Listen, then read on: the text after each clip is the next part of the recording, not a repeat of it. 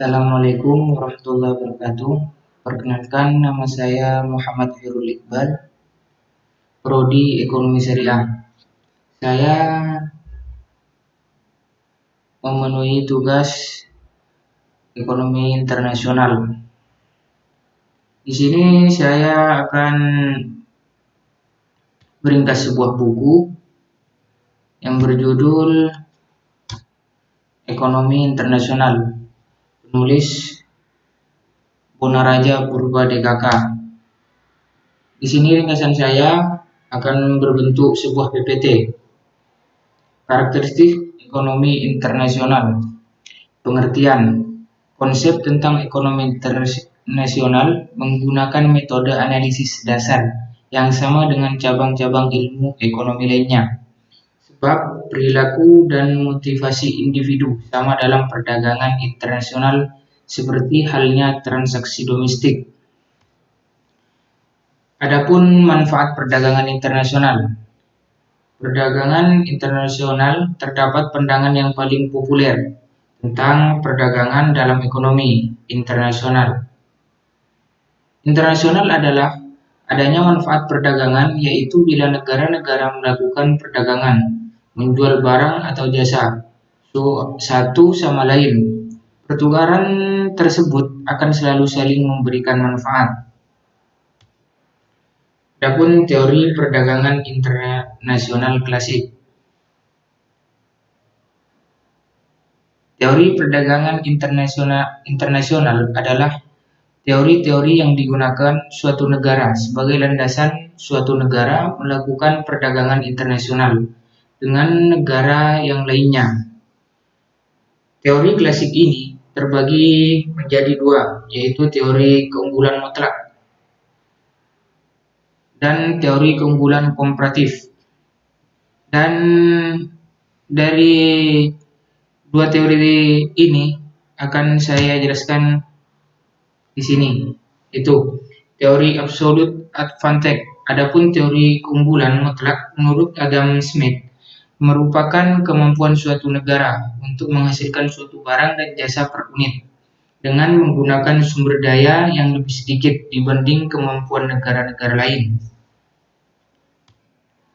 Nah, adapun teori comparative advantage, menurut teori keunggulan komparatif, meskipun sebuah negara kurang efisien dibanding negara lain dalam memproduksi kedua komoditi, namun masih tetap terdapat dasar untuk melakukan perdagangan yang menguntungkan kedua belah pihak.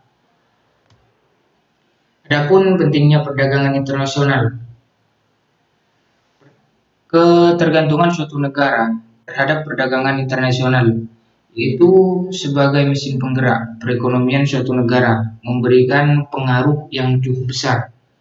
Perdagangan internasional memberikan manfaat dan arti yang sangat penting bagi negara yang berkembang. Adapun hambatan perdagangan internasional. Perdagangan internasional yang dilakukan sering mendapat hambatan, baik hambatan dari dalam negeri maupun dari luar negeri. Kebijakan ekonomi yang ditetapkan oleh suatu negara dapat menjadi hambatan yang paling utama dihadapi dalam perdagangan internasional. Pandangan hambatan seperti ini pasti ada, karena di setiap negeri peraturan perdagangan tidak sama. Manfaat langsung perdagangan internasional. Adapun dari perdagangan internasional, pihak-pihak yang berkepentingan mendapatkan keuntungan, begitu juga negara memperoleh keuntungan sehingga pendapatan nasionalnya akan membaik. Adapun manfaat tidak langsung perdagangan internasional. Mill menjelaskan bahwa dengan adanya perdagangan luar negeri dapat memberikan manfaat yang dinamis secara tidak langsung akan timbul di negara yang hubungan baik penerima maupun memproduksi. Pasar valuta asing. Pasar valuta asing adalah tempat mata uang diperdagangkan. Mata uang penting bagi kebanyakan orang di seluruh dunia, disadari atau tidak. karena mata uang perlu dipertukarkan untuk melakukan perdagangan dan bisnis luar negeri. Ya, pasar ini sangat penting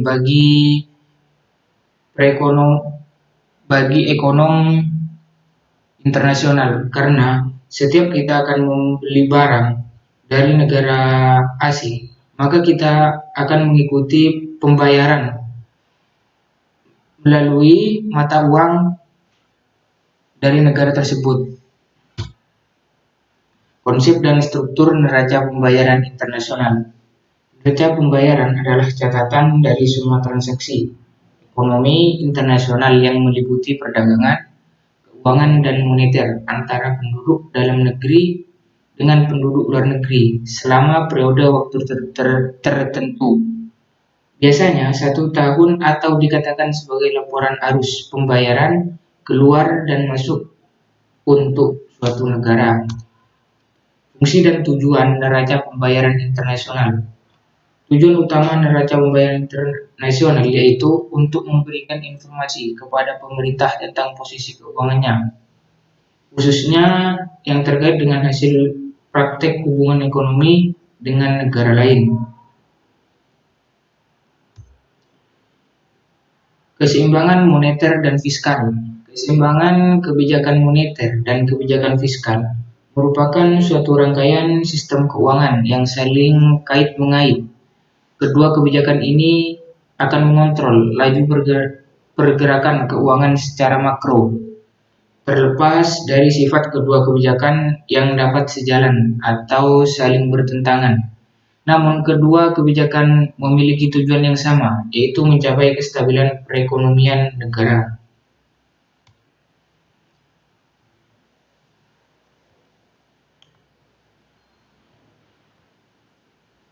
Sekian dari saya, semoga apa yang saya presentasikan semoga menjadi manfaat untuk. Wassalamualaikum warahmatullahi wabarakatuh.